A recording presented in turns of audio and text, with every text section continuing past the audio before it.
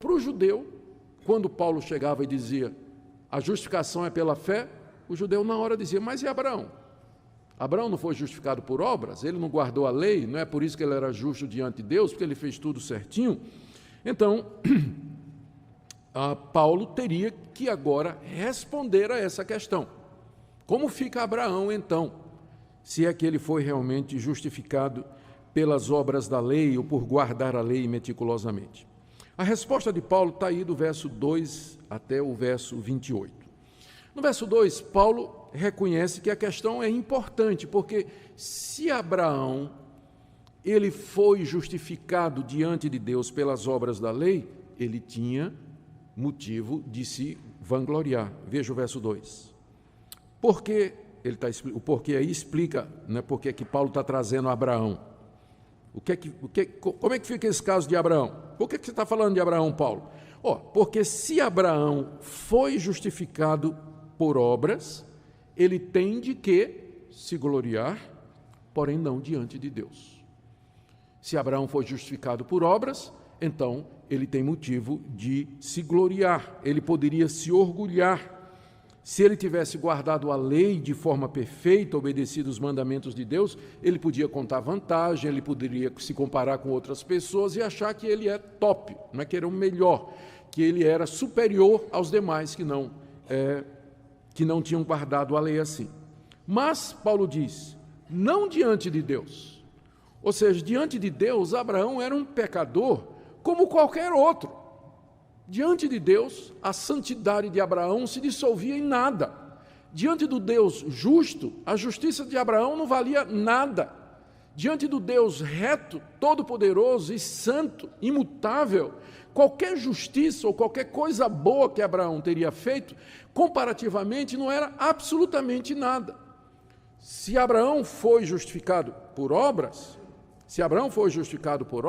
ele teria vantagem para contar, ele poderia se gloriar, mas não diante de Deus.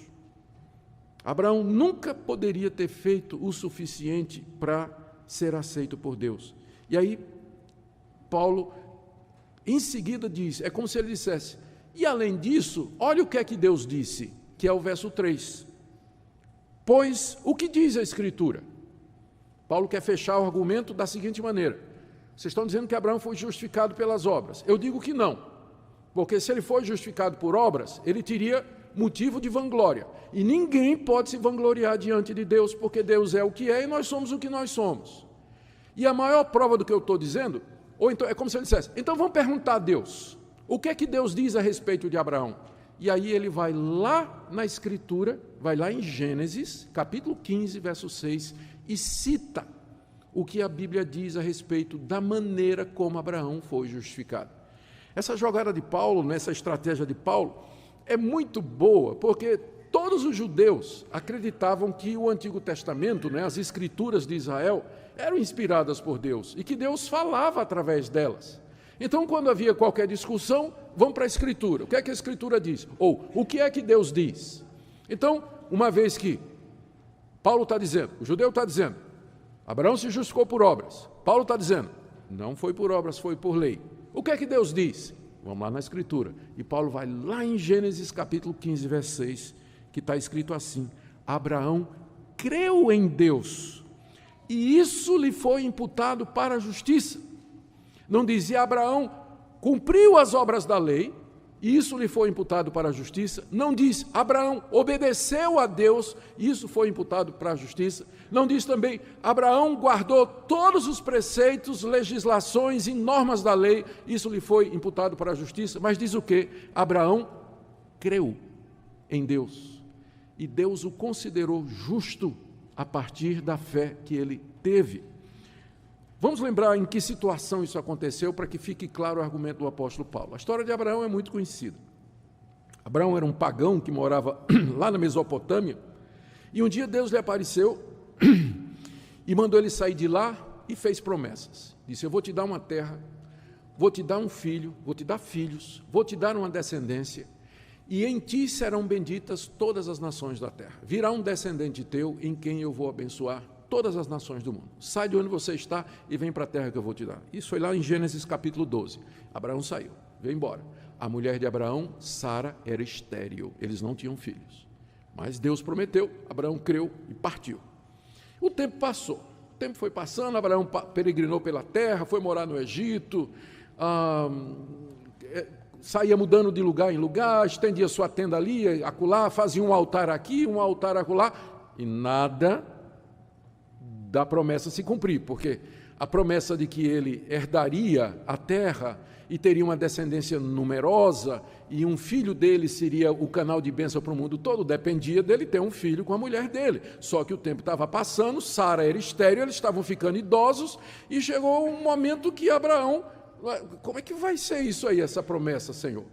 E uma noite Deus apareceu a Abraão, está aqui em Gênesis capítulo 15. Deus apareceu a Abraão e voltou a dizer: Abraão, a tua recompensa vai ser muito grande, a tua descendência vai ser abençoada. E Abraão disse: Senhor, como é que vai ser isso? Porque eu estou ficando velhinho, a minha esposa também está ficando velhinha, já era, né? Eles já eram bem avançados de idade, ela é estéril, eu estou começando a achar que quem vai herdar tudo isso aqui é o filho do meu mordomo. E aí Deus disse: vem cá. Levou Abraão para fora da tenda, a gente imagina que isso foi na tenda dele, porque em seguida Deus disse: olha as estrelas do céu, conta as estrelas, se é que podes, assim será a tua descendência, Abraão, assim será a tua descendência. E aí diz o texto que Abraão creu em Deus, e aquilo lhe foi imputado, registrado, creditado, considerado como justiça. Nada que ele tinha feito, mas que ele creu na promessa de Deus. Vocês percebem como a fé de Abraão é semelhante à nossa?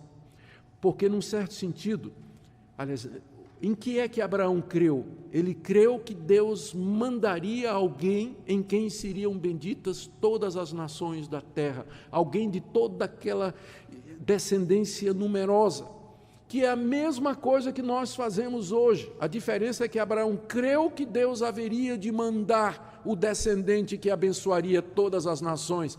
Ele olhava para o futuro e ele creu, mesmo que ele não tinha filhos ainda. É a mesma coisa nós olhamos para trás, nós não vimos Jesus Cristo, mas nós cremos que ele já veio, que é o filho de Abraão, em quem todas as nações da terra são e serão benditas. Ou seja, nós que cremos em Jesus Cristo, somos os herdeiros espirituais de Abraão, cremos da mesma forma que ele creu em Deus. Isso lhe foi atribuído como justiça, lhe foi creditado como justiça. Portanto, voltando agora ao argumento de Paulo, o próprio Deus é quem diz que Abraão recebeu a justiça, ele foi justificado, perdoado dos seus pecados, aceito por Deus, pela fé que ele teve na palavra de Deus e nas promessas de Deus, e não por alguma coisa que ele tivesse feito meritória.